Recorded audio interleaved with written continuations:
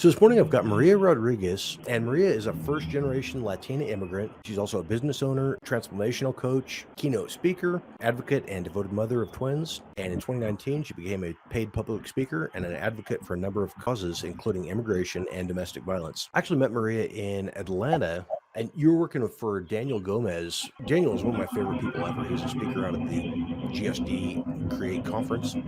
Daniel's just awesome. But how'd you get connected with Daniel? I don't know, they just forget about the accolades, because I don't want people to see me as she does this, she does that, Like I do a lot of things, but at the end of the day, it doesn't matter how much you do. I think it's about the character and integrity. I know so many people that have 1,000 titles and their integrity doesn't match with those titles. But I met Daniel. To answer your question, I met Daniel through one of these networking events. I love networking here in San Antonio. It's one of my favorite things to do. And I met Daniel and his wife there, and they were nice enough to invite me to one of their women's conferences. And then they also invited me to one of their sticker shock speaking academies. And so that's how I became a keynote speaker, because of Daniel invited me. So That's absolutely awesome. And what is your personal definition of success? I think success can be defined by anything that you do and that you're good at, anything that, I think, like, if you pick up something and you become really good at it, you're successful in that area. And I think that when you learn to see the world like a video game, that like you can unlock new levels every single day, I think that's what can really bring you that true success. Can you share the steps that you take daily to improve? Every day. Well, it consists of a lot of journaling, a lot of focusing. I'm reading this book by Lou Holtz, and I came across this chapter where he's talking about when you lose your passion or you become unmotivated, it's because you've lost your vision, right? And I try to remind myself of my goal, my daily goals, what I try to achieve, like see the bigger picture, because I did find myself in a very unmotivating state at some time in my life where I didn't feel like waking up. I didn't feel like doing things that I loved. And I started losing my motivation, my drive, my energy, and I realized that I was losing my vision. And so I try to keep myself very focused and very, I will say, centered to where I'm going. Once you lose focus, you lose your vision. You went through some crazy stuff in your life. We were having a little conversation there in Atlanta at the Yeah. after hours I don't know dinners. when you say Atlanta. Like, we were in Atlanta. I'm always trying to remember where I met everybody. So that Yeah. dinner, it was kind of cool. Got to sit with you and Daniel and just incredible leaders and sharing your Mhm. story and kind of what you'd gone through and as far as your childhood and all that was crazy. You've had some pretty crazy struggles, but how did you get through all that? That's something I cannot explain it. I always knew that there was something bigger for me, I just didn't know what it was. I just knew that destiny what I was going through was not the end. I was like, I know I'm not gonna end here. Like this is just. And I was always very optimistic about life. Not only because I was raised in a Christian household, but something just told me like this is. I feel like as long as I keep trying and try the best, and that's so crazy. I was reading I was listening to one of Dale's podcasts with JB Crum, and he's like founder of Conscious Millionaire.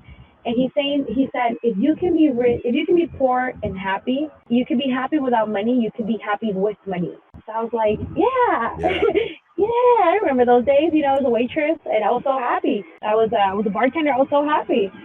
And so now that things are getting better in my life, I can be happy. And I think it's just about having the optimism and that vision, seeing yourself doing more. That's a great point you touched on. There's so many people who are extremely wealthy. They've been very successful and the money didn't make them happy. I love that you touched on that. That's happiness is up to you. And, if you're happy rich, you'll be happy poor and so the other way around as well. I think I stopped to smell the roses a little bit too much. That was one of the things I loved about you and Daniel is you both got this just incredibly inspirational, uplifting profile.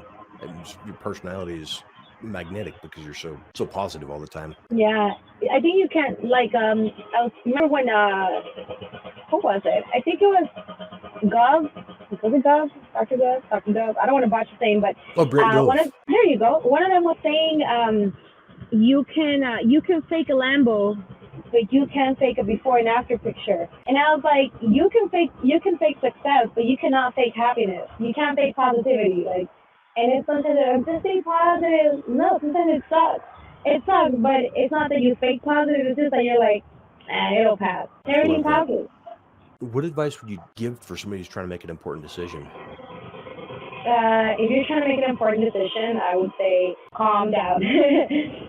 First and foremost, I would say come to your five senses, right? Because sometimes when we're in an altered state of mind, what we do is we go and we do things on impulse, or when we're angry, we do things that we don't rationalize about. So I would definitely say pray on it, sleep on it, look at all the options, look at the big picture, where would take you if you take this decision. Obviously have options. And one thing that I've learned lately is that nothing is permanent. Like if you don't like where you're at, you can change it. If you don't like this, you can change it. So that decision that you're going to take, it's not your forever.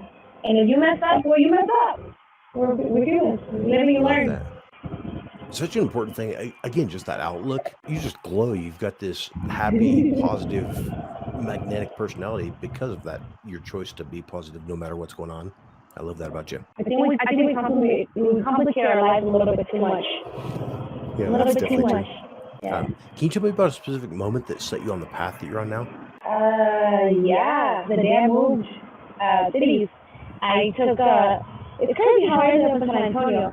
But to your viewers, I'll just kind of brief it up real quick here. With trying new things, right, comes new opportunities, new doors. I had always worked in a Mexican restaurant all my life. I didn't know jack thing about sushi. And so this one time, I didn't have a job. And so I was looking for a job, and I couldn't find anything. And when they say, if things are not going that way, maybe you're barking up the wrong tree. And I think that was God's way of telling me, you need to pivot now. And so I couldn't find a job in the Mexican industry anymore, so I decided to go try a sushi place. I was terrified because my first experience with a seafood restaurant was horrible. I didn't know the menu, it was confusing, but I decided to try it again. And sometimes when you try things in life and they don't go your way, you decide to never try again. But when you come back in and you try that thing that you suck at again, maybe you'll succeed, and this is how I ended up in San Antonio, which pivoted my whole life to what it is now.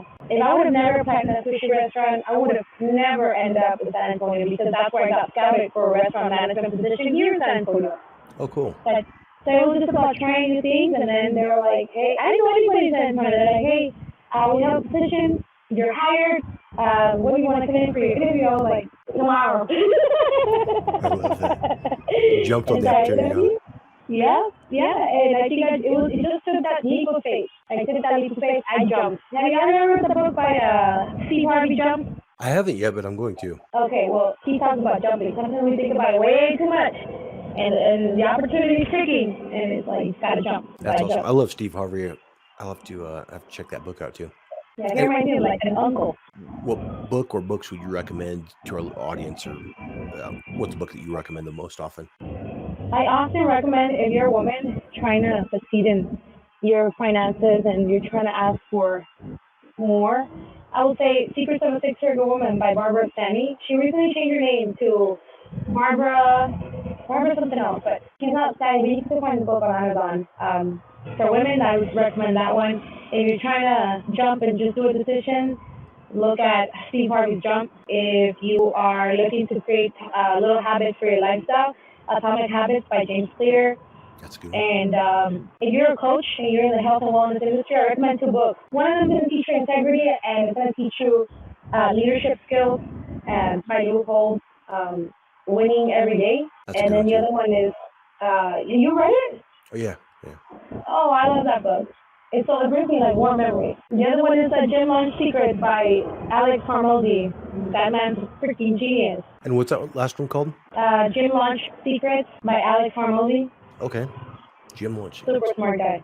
Yep. And what character traits do you value the most, whether that's in yourself or in others? I would say integrity. Integrity, character, self-discipline, honesty. We lack a lot of honesty nowadays.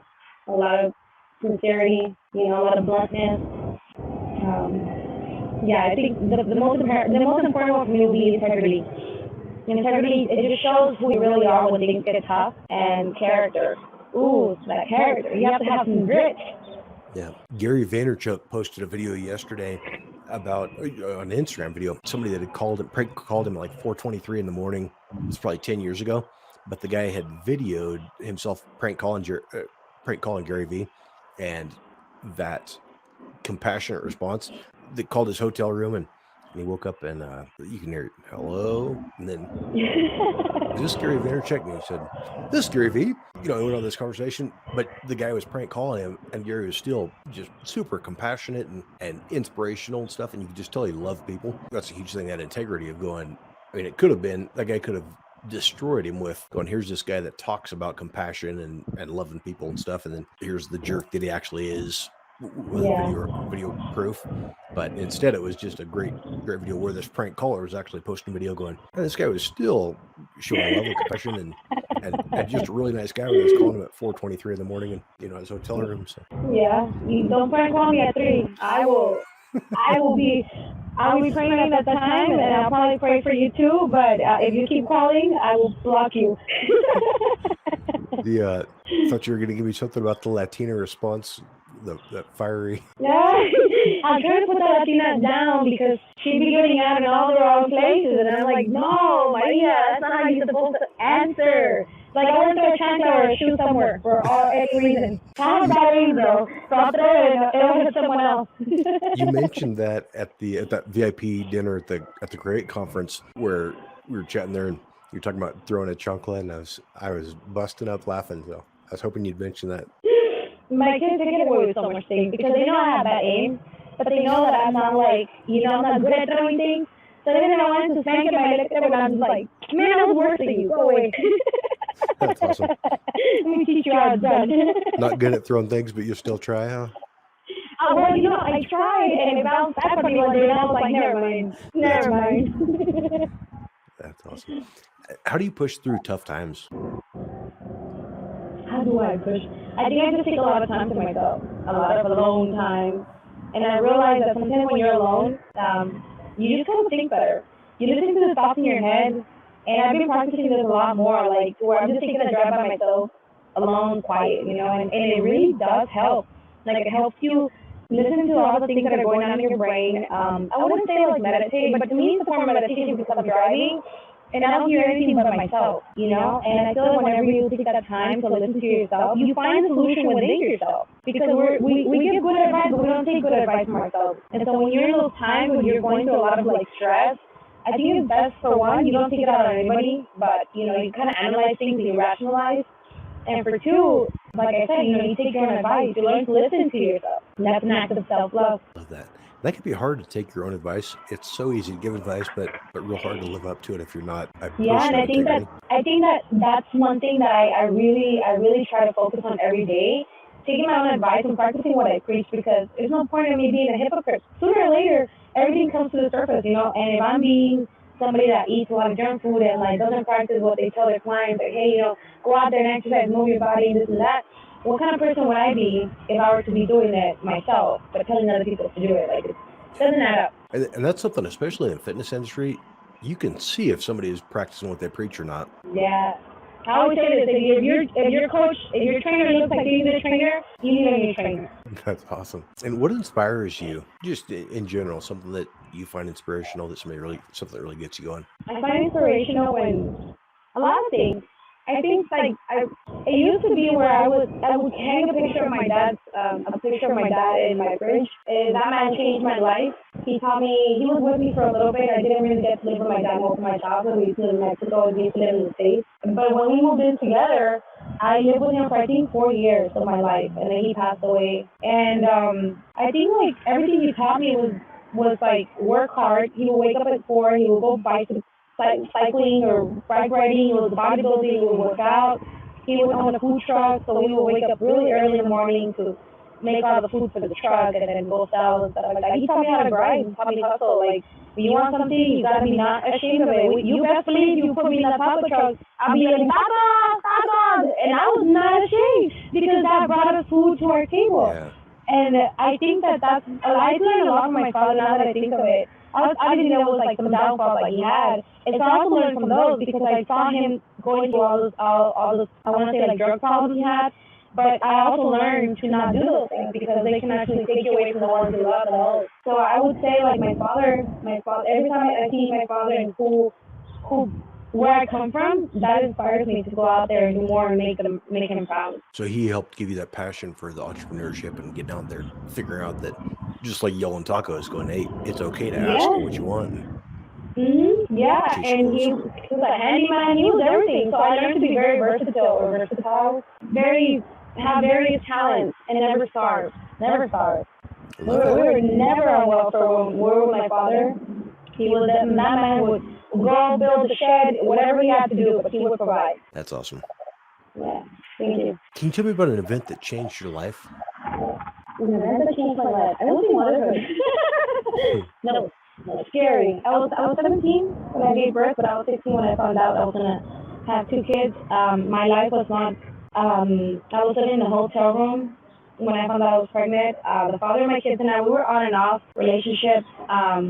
And we were just like we were kids, you know, trying to have adult conversations and stuff. And we ended up pregnant, and I realized that he wanted to go to college, and I didn't want to go to college, but I wanted to be a mom, and so I took that initiative to keep the kids and take that responsibility, and I fixed my life. I fixed my life with my kids. Yeah, motherhood it changed me. It changed everything, the way I see everything. So now my ex-friends are like, oh my God, you changed a lot. I'm like, yeah, I wouldn't survive if I had that same mentality. When getting pregnant and having kids, deciding to even keep the kids at 16 years old, that's such an admirable thing, because so many people take the easy route or the easy way out.